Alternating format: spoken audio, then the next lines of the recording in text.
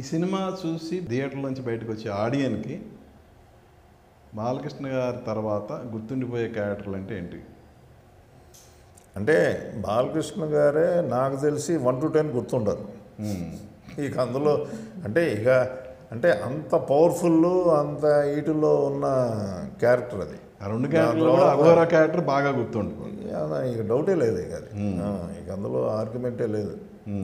ఇక ఆ తర్వాత ఉంటే నాకు తెలిసి ఆది శెట్టి, ఆయన హర్షాలి పాప క్యారెక్టర్.